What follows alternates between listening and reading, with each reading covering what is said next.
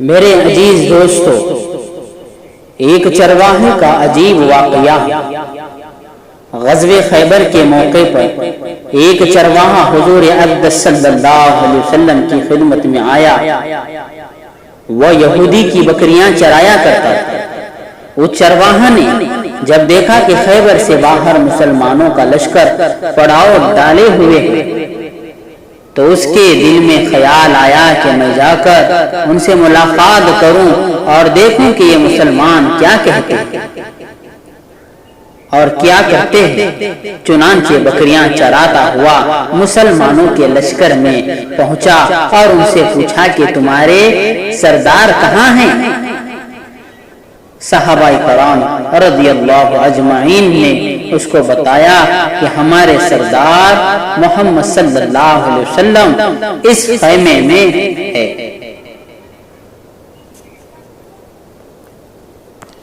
پہلے تو اس چرواہا کو ان کی باتوں پر یقین نہیں آیا۔ اس نے سوچا کہ اتنے بڑے سردار ایک معمولی سے خیمے میں کیسے بیٹھ سکتے۔ اس کے ذہن میں یہ تھا کہ جب اتنے بڑے بادشاہ ہیں، اتنے بڑے سردار ہیں تو بہت ہی شان و شوکت اور ٹھاٹ و باٹ کے ساتھ رہتے ہوں گے، لیکن وہاں تو کھجور کے پتوں کی چٹائی سے بنا ہوا خیمہ تھا۔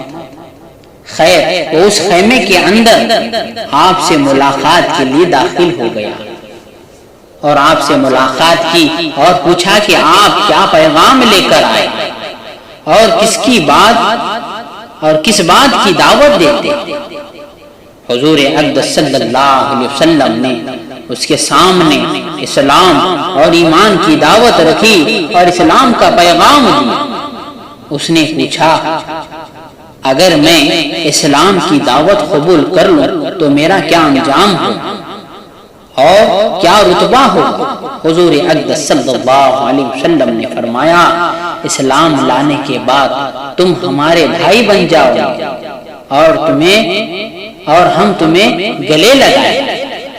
اس چرواہا نے کہا، آپ مجھ سے مذاق کرتے ہیں، میں کہاں اور آپ کہاں؟ میں ایک معمولی سا چرواہا ہوں اور میں سیاہ فام انسان ہوں، میرے بدن سے بدبو آ رہی ہے، ایسی حالت میں آپ مجھے کیسے گلے لگائیں؟ حضور اقدس صلی اللہ علیہ وسلم نے فرمایا کہ ہم تمہیں ضرور گلے لگائیں گے اور تمہارے جسم کی سیاہی کو اللہ تعالیٰ بدل دیں گے اور اللہ تعالیٰ تمہارے جسم کی اٹھتی ہوئی بدبو کو خوشبو میں تبدیل کر دیں گے۔ یہ باتیں سن کر وہ فوراً مسلمان ہو گیا اور کلمہ شہادت اشہد اللہ الہ الا اللہ واشہد ان محمد رسول اللہ پڑھ لیا۔ پھر حضور صلی اللہ علیہ وسلم سے پوچھا کہ یا رسول اللہ، اب میں کیا کروں؟ آپ نے فرمایا کہ تم ایسے وقت میں اسلام لائے ہو کہ نہ تو اس وقت کسی نماز کا وقت ہے کہ تم سے نماز پڑھاؤں اور نہ ہی روزے کا زمانہ ہے تم سے روزے رکھواؤں اور نہ زکوٰۃ تم پر فرض ہے۔ اس وقت صرف ایک ہی عبادت ہو رہی ہے جو تلواروں کے سایوں میں انجام دی جاتی ہے، وہ جہاد فی سبیل اللہ ہے۔ اس چرواہا نے کہا، یا رسول اللہ، میں اس جہاد میں شامل ہو جاتا ہوں، لیکن جو شخص جہاد میں شامل ہوتا ہے اس کے لیے دو میں سے ایک صورت ہوتی ہے، یا تو وہ غازی یا شہید۔ تو اگر میں اس جہاد میں شہید ہو جاؤں تو آپ میری کوئی ضمانت لیجیے۔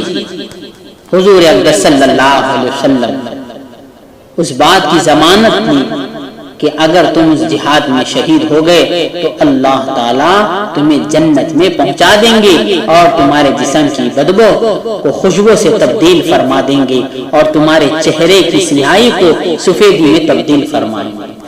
لیکن حضور صلی اللہ علیہ وسلم نے فرمایا کہ بکریاں واپس کر کے آؤ، کیونکہ وہ چرواہا یہودی کی بکریاں چرایا کرتا تھا۔